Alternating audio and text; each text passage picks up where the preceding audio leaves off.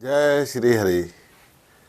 नमस्कार दोस्तों, आज मैं आपको एक ऐसी व्रत और एक ऐसी कथा के बारे में बताऊंगा कि शायद सनातन धर्म में कोई ही हिंदू होगा जो इस व्रत और इस कथा के बारे में नहीं जानता हो। आज मैं आपको श्री हरि सत्यनारायण भगवान की कथा और उसके व्रत के बारे में बताऊंगा और उसकी वीडियो भी आपको दिखाऊंगा, जो मेरे घर में माघ पूर्णिमा के दिन आज 5 तारीख को संपन्न हुई।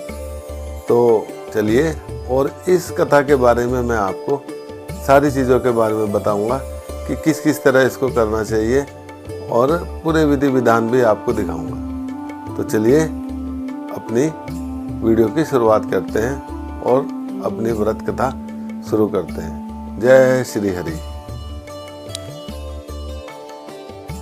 तो चलिए, अब मैं सबसे पहले आपको ये बताता हूँ कि इस कथा का फल क्या मिलता है। तो वेदों के अनुसार सत्यनारायण कथा करने से हजारों वर्षों के यज्ञ के बराबर फल मिलता है, और सत्यनारायण कथा को सुनने से भी सौभाग्य की प्राप्ति होती है। और पौराणिक कथाओं के अनुसार सत्यनारायण कथा को सुनने वालों को और करने वालों को उपवास अवश्य करना चाहिए, और ऐसा माना जाता है कि श्री हरि विष्णु इससे जीवन की सभी समस्याओं को दूर करने में सक्षम है। और स्कंद पुराण के अनुसार सत्यनारायण भगवान विष्णु का स्वरूप है, और कहा जाता है कि ऐसी स्थिति में सत्यनारायण कथा सुनने और करने से भगवान विष्णु भक्त पर कृपा करते हैं।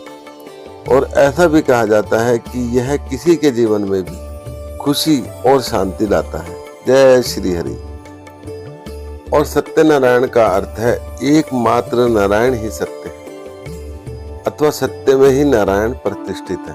प्रतिष्ठित मतलब समा, सत्य में ही सारा जगत समाया है, और सत्य के सारे ही शेष भगवान भी पृथ्वी को धारण किए हुए हैं। और सत्य का आश्रय लेकर ही भगवान सूर्य नारायण अनादिकाल से आबाद गति से समस्त विश्व को ऊष्मा और ऊर्जा प्रदान कर रहे हैं।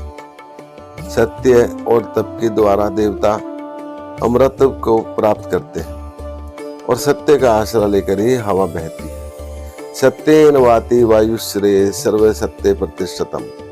अतः जिस सत्य के सारा विश्व का संचालन हो रहा है, उसी सत्य रूपी नारायण को अपने अंतःकरण में दृढ़ता के साथ धारण कर लेना ही सत्यनारायण व्रत का वास्तविक तात्पर्य है। ये सब बातें श्री हरि भगवान श्री नारायण के बारे में थी, जो कि सत्य को पूरी पृथ्वी पर लाने के लिए उन्होंने सत्यनारायण भगवान के रूप में पृथ्वी पर स्थापित हुए। जय श्री हरि। अब मैं आपको इससे आगे की बातें बताता हूँ।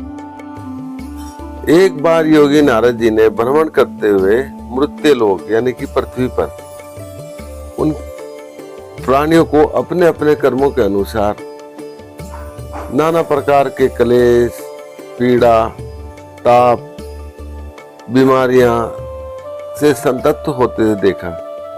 उससे उनका हृदय बहुत ही ज्यादा द्रवित हो उठा, और वो वीणा बजाते हुए अपने परम आराध्य भगवान श्री हरि की शरण में हरि कीर्तन करते हुए क्षीर सागर में पहुंच गए, और प्रार्थना पूर्वक प्रभु से बोले, हे नाथ, यदि आप मेरे ऊपर प्रसन्न है तो मृत्यु लोक के प्राणियों की व्यथा हरने वाला कोई छोटा सा उपाय बताने की कृपा करें।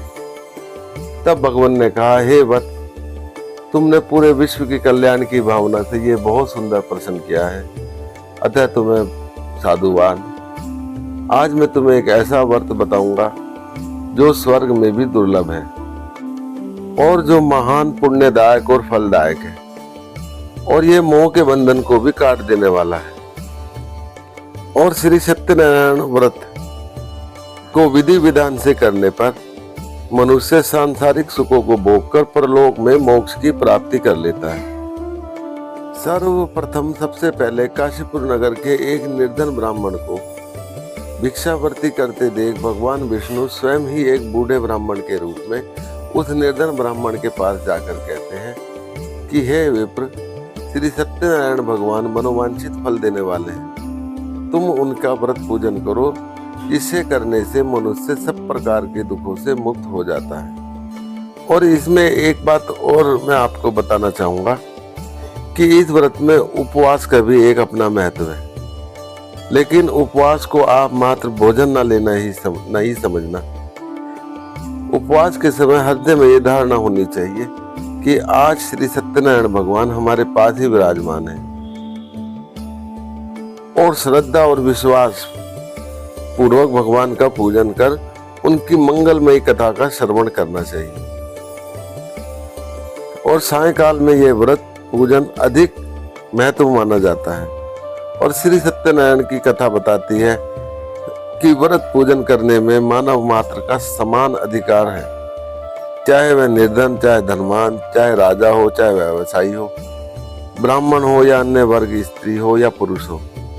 यही स्पष्ट करने के लिए इस कथा में निर्धन ब्राह्मण, गरीब लक्कड़हारा, राजा उल्कामुख, धनवान व्यवसायी, साधु वैश्य और उसकी पत्नी लीलावती, पुत्री कलावती, राजा तुंगध्वज एवं गोप गणों की कथा का समावेश किया गया है। जब आप इस कथा को अपने घर में कराएंगे तो आपको इन सब के बारे में पता चलेगा कि ये कौन कौन थे और इन्होंने क्या क्या अपराध करा, तब इन्हें इसकी सजा मिली, और सत्यनारायण भगवान की पूजा और व्रत करने के बाद इन्हें कितना सौभाग्य प्राप्त हुआ। और जब आप ये कथा सुनेंगे तो इस कथा का यह निष्कर्ष निकलता है कि जिस किसी ने सत्य के प्रति श्रद्धा विश्वास किया है और उनके सब कार्य सिद्ध हो गए। जैसे लक्कड़हारा, गरीब, ब्राह्मण, उल्कामुख, गोपागण ने सुना कि ये व्रत सुख, सौभाग्य, संताप्ति, संपत्ति सब कुछ देने वाला है, तो सुनते ही श्रद्धा, भक्ति तथा प्रेम के साथ सत्य व्रत का आचरण करने में लग गए और फलस्वरूप इन्हें अलौकिक शुभ भोग कर परलोक में मोक्ष के अधिकारी हुए। और साधु वैश्य ने भी यह प्रसंग राजा उल्कामुख से विधि विधान के साथ सुना, किंतु उसका विश्वास अधूरा था और श्रद्धा में कमी थी। वह कहते हैं कि उसकी श्रद्धालु पत्नी ने व्रत की याद तो दिलाई, तो उसने कहा कि कन्या के विवाह के समय करेंगे। समय आने पर कन्या का विवाह भी हो गया, किंतु उस वैश्य ने व्रत नहीं किया। वह अपने दामाद को लेकर व्यापार के लिए चला गया। उसे चोरी के आरोप में राजा चंद्रकेतु द्वारा दामाद सहित कारागार में डाल दिया गया और पीछे से उसके घर में भी चोरी हो गई। और भगवान श्री हरि से जब उसकी पत्नी ने अपने पति और दामाद के शीघ्र वापस आने का वरदान मांगा तो श्री हरि प्रसन्न भी हो गए और सपने में राजा को दोनों बंदियों को छोड़ने का आदेश भी दे दिया। तो ऐसे हमारे श्री हरि हैं जो बहुत ही छोटी सी अपनी प्रार्थना से सबके दुखों का निवारण कर लेते हैं। और इसी प्रकार एक राजा हुए तुंगध्वज, उन्होंने वन में गोपागणों को श्री सत्यनारायण भगवान का पूजन करते हुए देखा, लेकिन उसने सोचा मैं तो राजा हूँ। वो ना तो पूजा स्थल में गए और ना ही उन्होंने उन्हें दूर से प्रणाम करा और ना ही गोपागणों द्वारा दिया गया प्रसाद ग्रहण करा।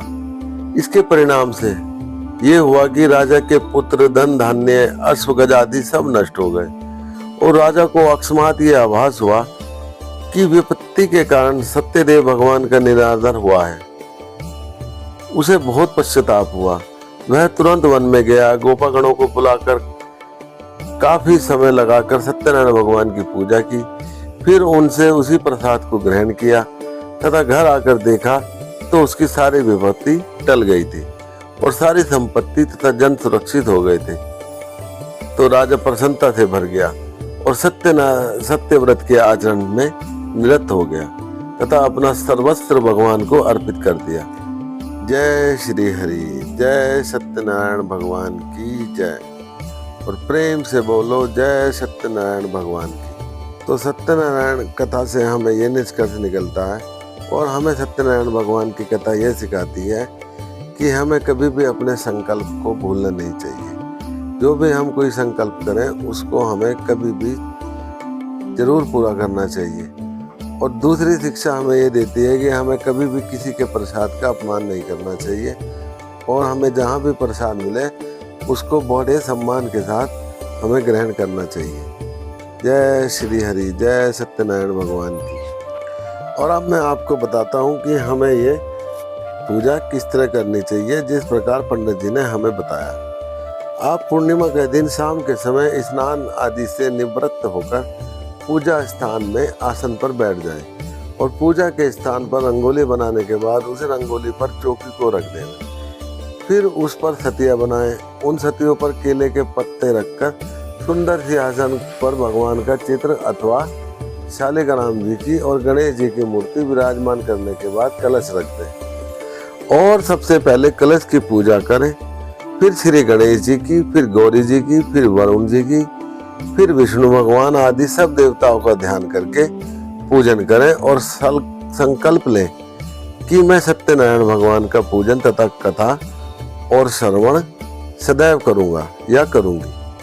फिर पुष्प हाथ में लेकर सत्यनारायण भगवान का ध्यान करें और यज्ञ के बाद पुष्प, धूप, नैवेद्य आदि से युक्त होकर स्तुति करें कि हे भगवान, मैंने श्रद्धा पूर्वक फल, जल आदि सब सामग्री आपको अर्पण की है।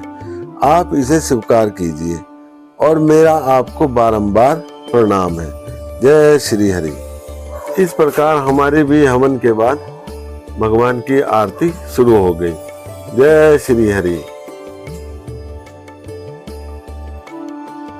और इस पूजन और कथा को कराते हुए हमें अंतर मन से ऐसा महसूस हो रहा था कि श्री भगवान साक्षात हमारे साथ ही बैठे हुए। जय श्री हरि। और अब कुछ ही देर में हमारी पूजन भी खत्म हो जाएगा और जितना मुझे इस कथा से पता चला और जितना मैं समझ पाया वो सब मैंने आपको बता दिया। और बाकी सामान और सामग्री जो भी इसमें लगेगी मैं आपको सारा डिस्क्रिप्शन में लिख दूंगा, क्योंकि सब चीज़ बताने में वीडियो बहुत ज़्यादा लंबी हो जाएगी। तो आप मेरे डिस्क्रिप्शन को भी चेक कर लेना कि आपको इसमें क्या क्या सामग्री चाहिए, क्या क्या सामान चाहिए, मैं सब डिस्क्रिप्शन में लिख दूंगा। जय श्री हरि, जय श्री कृष्ण। तो चलिए अब मैं भी अपनी वीडियो का समापन करता हूँ। और अगर आपको मेरी वीडियो अच्छी लगी हो तो प्लीज़ कमेंट कर ज़रूर बताना और अपने रिश्तेदारों को भी ये वीडियो ज़रूर दिखाना। और जय श्री हरि के जयकारे के साथ मैं अपनी वीडियो का समापन करता हूँ। जय श्री हरि, जय सत्यनारायण भगवान।